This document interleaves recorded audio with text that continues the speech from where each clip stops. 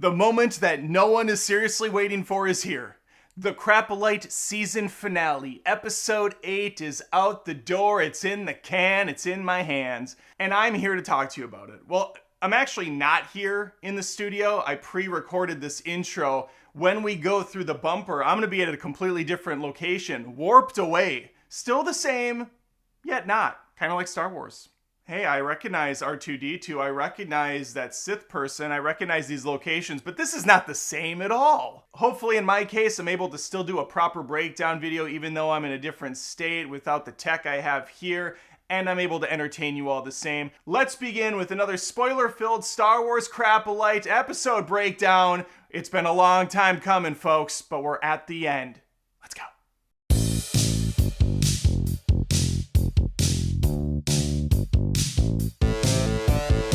So as you can see from my surroundings, I am in fact not in my studio, but I'm in a hotel room. But I still had to get you the episode of the Acolyte recap out, so here we go. Before I get started though, please hit that subscribe button and make sure to like this video if you in fact liked it. Let's begin. We start this episode with Ocean Spray, engaging in an intense session of VR porn. She sees her sister May. Hot. Steamy. Speaking of May, Gimp Vader's very much interested in tracking her down, and even though he's butting heads with Osha, they decide they need each other in order to find her whereabouts. Meanwhile, May is being held captive by Soul. He starts crying, he pours his heart and his soul out to her. He's also about to drop a major bombshell on her about how they're not even identical twins or sisters at all. And so naturally, what May's gonna do, like any rational person, is she's gonna let her guard down for a sec. She's gonna pump the brakes on the escape plan. She's gonna hear this guy out. No, in actuality, she's gonna escape right there on the spot, interrupting his big reveal. Rocket Raccoon's inbred cousin makes a couple brief appearances here. After a riveting chase around 2 corridors, May jumps into an escape pod and says this: "See you in hell, Jedi." So brave, so edgy. So Star Wars. What we have here, folks, and I'm gonna have to really lay this on a bit more subtly than usual, is a strong female lead. Because I'm in a hotel room, it's about time. She gets away because Soul's a dipshit. Title card drops the beat. We have a chase scene through an asteroid belt made of glass or something. I don't know. This little shrapnel's flying around. Doesn't seem to really do anything to the ships at all. Sounds and looks a bit cool. This isn't bad. I'm in. That piece of shit muskrat thing starts damaging the ship, causing Soul to spin out of control. Actually, both parties start drifting wildly off course. Since the ships in the Acolyte are indestructible, she skips off the planet like me throwing a flat rock off the water. It's a nice gentle hop, skip, and a jump to a landing. Nobody's hurt. Ship's barely even damaged. It's perfect. Now on Croissant Sandwich. Martian Manhunter is informed by Butthead that the Senator is waiting to chat with her. She's not thrilled. He's not a fan of the Jedi either, and their, as he would put it, cultish behavior. He's sick and tired of the pageantry, the boat parades, the Make Jedi Great Again slogans. He's had enough. Back on Unknown Planet, we move past the alien bird merchandise into birds of a different feather. Lovebirds, that is. That was a stretch. We got there. Mos Eisley Miller tries to convince Osha she should be trained by him, like her sister. And she informs him for the 80th time that she ain't her sister. But you know what? I'm kind of starting to think she literally is her sister and that they're one and the same. Because as we all know, there's the power of one, the power of two, the power of many. They head out, but there appears to be someone else hiding in the shadows behind some rocks. Peekaboo. I wonder who that is. Genuinely wonder who that is. We're not going to go back to it. I can't wait for this to be over. On Flintstone's Bedrock planet, Master Squid Games is mulling about, probably trying to figure out how he's managed to stay alive as long as he has, considering he's easily the most incompetent trash Jedi around. It's also unclear to me as to why he didn't punish, scold, or imprison that fugly beaver mechanic thing, but I guess he just moved on. Forgive and forget. Or something. Martian Manhater informs Butthead to round up some Jedi Knights. I guess that's what they're calling themselves, even though they can't seem to muster up any sort of force abilities outside of opening doors. because they're suiting up for another confrontation, short for confrontation, on Brendok. Because it went so well last time, when almost all of them died. Solo's back where it all started. That damn catwalk, that pesky catwalk that managed to maybe kill May, even though it didn't, but he thought it did, so he was living with that guilt for many, many years, 16 years as a matter of fact. He should really be thinking about, I could have just force pushed these girls back like 3 feet and let the catwalk fall and then individually brought them over. I mean, I know he was on the spot. There was a lot going on. He is kind of an idiot, but still, there was better ways than trying to hold the bridge up. In fact, he didn't even need to force push the girls. There was plenty of time. He could have just said, hey, May, sweetie, Osha, why don't you guys just back up a few steps? A couple paces backwards, you'll be fine, and then I'll bring you over. Or you just jump. He heel turns and leaves the place, not noticing that May was just underneath his feet, climbing up. Why does she always do these poses? She's always in this boss bitch, bad girl pose, but there's no audience. She's doing it for herself. It's fantastic. May's now back in the room that she burned down with the candelabra. This show really wants to remind us of the worst episode of Star Wars in history. It's truly a testament to the writing here. And now I know why. She's constantly waking up with a stir. Because she's had countless sleepless nights, racking her brain trying to figure out how stone is flammable. How this entire compound was taken out by a simple matchstick. Walls are stone, floor is stone, ceiling? You guessed it. Stone. Since everyone in Star Wars can hack and hotwire pretty much anything the script needs them to, Osha's able to get the doors open pretty quick. Sol, after yelling out May for the 18th time, draws attention from the wrong party. Gimp Vader enters the arena for a 1v1 showdown. A bro-down. Listen, I know it's fun to hate on this dumpster fire of a show, but if something's actually done well, or at least in my opinion, fun to watch, I'm gonna give it a shout out. It's been a long time for this show, but I truly think that this Jedi fight scene's pretty fun. It's cool. It's got some Matrix style stuff going on. We got dual sabers happening, force pushing, and the music woke up a little bit. It's still not great, but the music is at least helping a bit here. Plus, Sol, for the first time ever, seems kind of cool as a Jedi and not just this whiny, mamby-pamby guy. Tia and Tamara finally reunite for a sister showdown. May reveals to Osha what Osha could have learned a little while back, that Sol's responsible for Mom's death. That's gotta sting.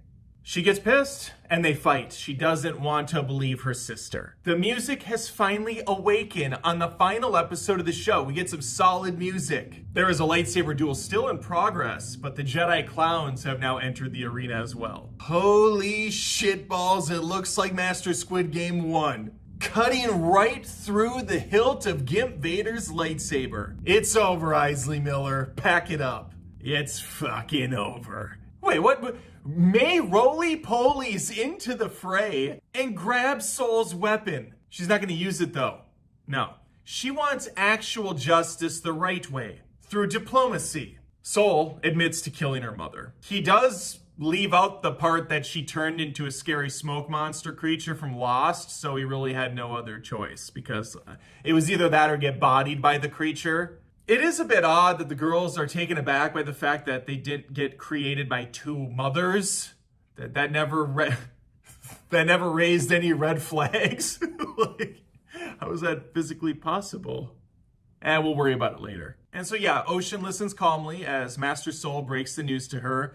He's going to try to comfort her as best as he can, probably lay out in great detail why he had to do it, what was going on with her mother, how there was confusion, how there was some distrust, no, she force chokes him to death. That's what happens here. And he's into it. He's like, yes, choke me, Mom. Choke me, Mother.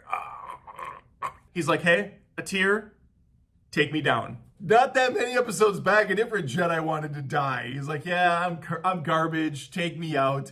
This wasn't even a massive conspiracy. None of these people should have been Jedi to begin with. Their emotions always get in the way. Why do they even have this rule? What in the absolute fuck is this show? It's unbelievably hard to watch due to the frustrating nature of the writing here.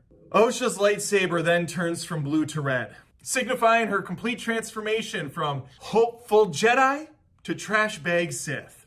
Oh God, the circus is in town. Look at these people. Look at these idiots. Martian Manhater senses Gimp Vader, who foolishly took off his Magneto mask for a second. She is stunned that he's still alive. What? How could this guy that single-handedly took out like 6 Jedi survived a couple of bugs in the forest? They were large bugs. How did he get out of this one unscathed? It's impossible, even though she, that very night, killed one of them without even looking. Just no-scoped it. Back turned to it. The ultimate disrespectful kill. Oh my God, this woman.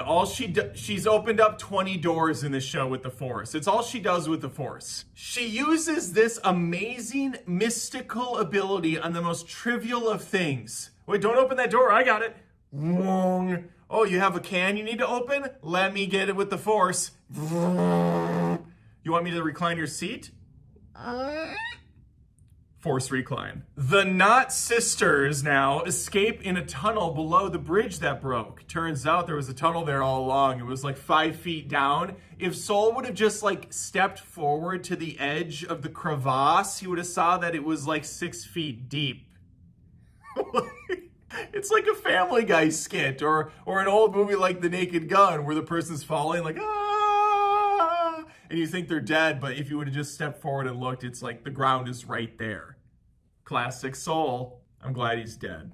The sisters meet up at the tree from Avatar. Wait, are they about to make out? Okay, the show just got a little bit, oh no, they're not.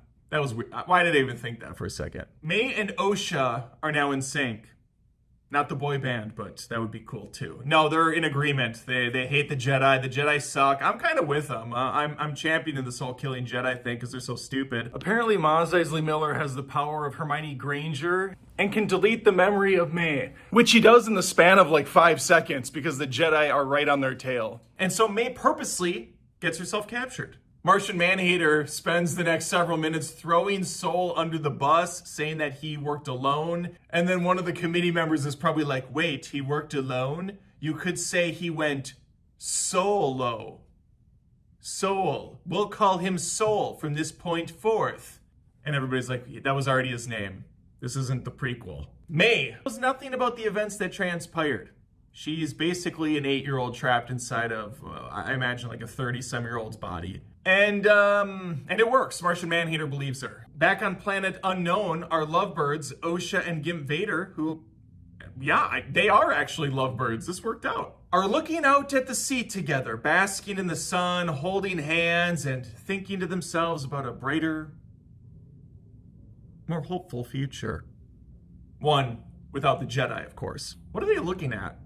How long did they stand silently there for? What happened to the pedo and the rocks behind them? These are all questions that we will not get answers for, unfortunately, before this wraps up. Oh goody, we have one more scene to close things out. Martian Manhater's walking into the room, chatting with someone off screen, and he's now coming in, and oh my God, is that Yoda?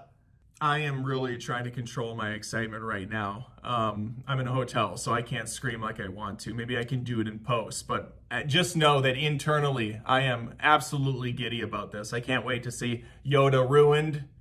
I can't wait to see this show single-handedly take down any sort of credibility that was left in Star Wars, if there even is any left intact. And yeah, now this is now the only way I can achieve Clyde. Well, there you have it, the end of the Acolyte. Season 1, I imagine Season 2 is just around the corner. Everybody's excited about this show. Everybody can't wait for more. Well, what misadventures can we go on next with the equivalent of a Mary-Kate and Ashley TV show with some kind of uncomfortable, more adult stuff mixed in? This show's a mixed bag, shifting between complete dumpster fire to there could have been some promise here or there. Clearly, there was some choreography for the lightsaber fights. I know everything's got to suck, right? Everything has to be horrible. Listen, I'm willing to say that some of it was okay. Some of it looked cool. Do I wish this show existed? No. Do I wish Disney made so many of these terrible disposable Star Wars shows? Absolutely not. Would I like them to take a beat, take a step back, maybe go to the drawing board and plan something out for the next few years that could be absolutely cool again? Yeah, are they going to? No. They never will. And that's a shame. because that's what we have now with Disney Star Wars.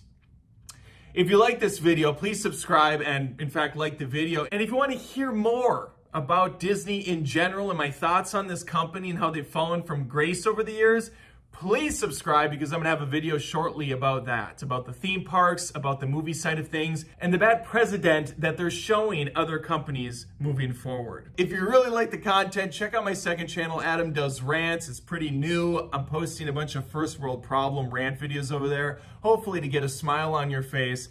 And if you want to put one on mine, I have a Patreon account at patreon.com/AdamDoesMovies. You get perks there. At even $1, you get access to 300 exclusive videos and counting. We're well over that now, actually, because there's monthly vlogs. Those get doubled or tripled depending on your, listen to the cars out here. I'm trying to do my outro and it's bedlam. It's chaos out here. You get my point. Hopefully I catch you next time. And may the Force be female.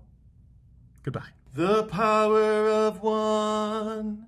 The power of two, the power of many.